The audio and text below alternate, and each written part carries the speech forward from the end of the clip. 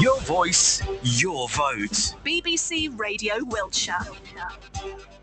Right, the election next week, and up until polling day, we will be hearing from you about some of the big issues you still want sorted by our politicians. It's your voice, your vote.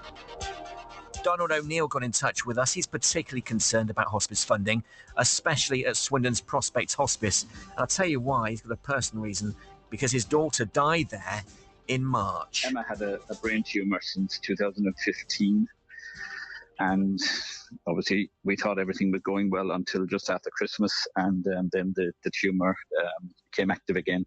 Emma was living in Hayes in Middlesex at the time with her partner, but because she became unwell, she came to live with us in Swindon. We kept her at home here in West Swindon with us until she became again even more progressively worse.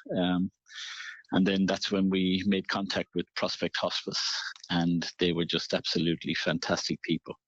They came out to our house on the Saturday, the 9th, and really helped us to get control of the situation again. As much as we wanted to keep Emma here at home, it became obvious that we couldn't do so. We took Emma to the hospice, where she was for some 2 weeks before she died.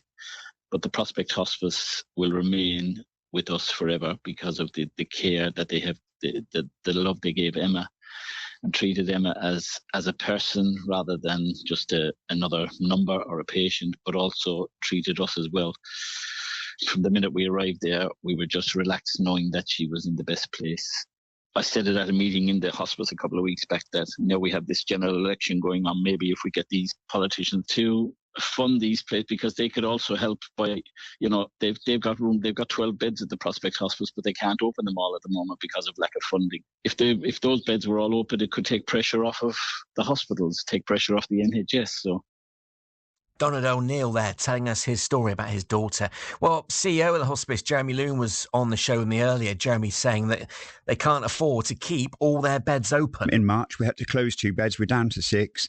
The optimum is between 10 and 12. And as Donald said, that would take so much pressure off the bricks and mortar of the NHS. So the hard facts in terms of government funding, how much do you get?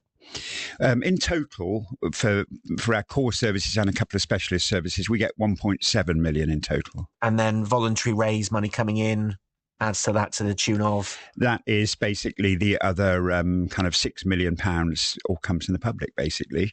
So we get more money from our charity shops than we do from the government. Looking at the major political parties' statements and vision about what hospices mean, I mean, the Lib Dems, the only party in the manifestos that actually explicitly mention funding.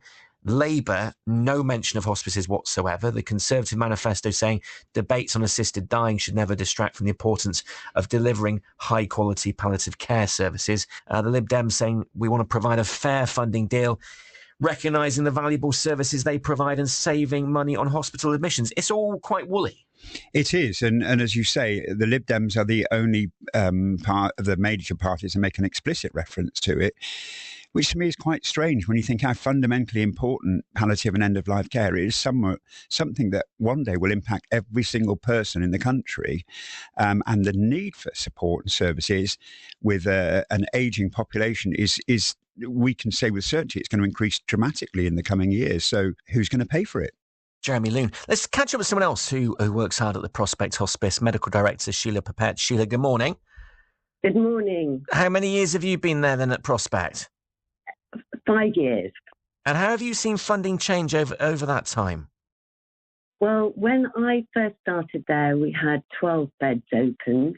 And so since then, our funding from the NHS has remained absolutely sort of static. And so with the increased costs of living and wages, etc., it has meant that we now really struggle to continue to provide the level of services that our sort of community needs. And what does that mean for conversations you have to have with people, obviously in a really dark place? Well, it can be very difficult because we would love to be able to provide more help for them both in the community and on the inpatient unit.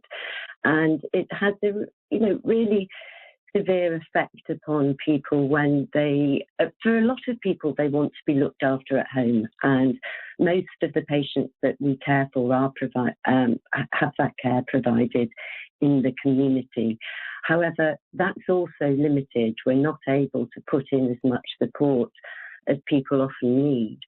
And with the patients who require an inpatient unit bed, whether that's at 19 years old or 90 years old, when we're not able to provide them because the beds are full, it's very distressing for patients, their families, and also the staff who want to be able to provide the best for them.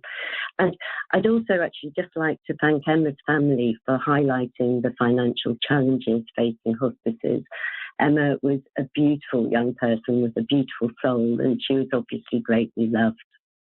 Your argument and Jeremy's argument is that, and other hospices' arguments, really essentially, more funding would ultimately ease up pressure on the NHS. I mean, is that a valid argument? Explain why you think like that.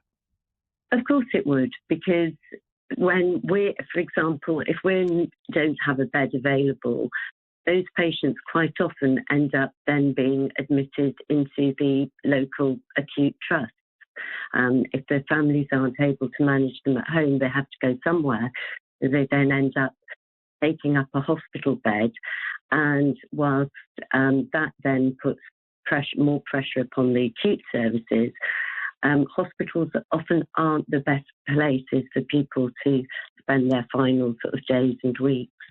Shelia, we're talking to you, at this time because of the voting intentions of people listening out there, and your voice, your vote is what we're doing at the BBC, and this is an issue that is dear to people's hearts. I mean, the general kind of woolliness, I think I said earlier on, and the lack of detail in the manifesto pledges regarding hospice care. What do you make of that? Because evidently, if all three main parties, aren't really sort of going for it on this, then maybe they don't think it's a vote winner. I think they probably think it's just a very minor, of minor importance. And yet it's incredibly important because everybody's life is their own story, and the ending of stories are very important, not just for the individual, but also for those who love them. And hospices provide support for patients and families along their final journey and also into bereavement. And whilst governments have increased funding to the NHS, they are not specific enough about the fact that some of that should go to palliative and end-of-life care services. And they just delegate it to the integrated care boards, who sadly haven't decided to pass any of that on to hospices. Shelia Popert, thank you. Talking about funding issues in hospices, what a wonderful way of putting it, actually.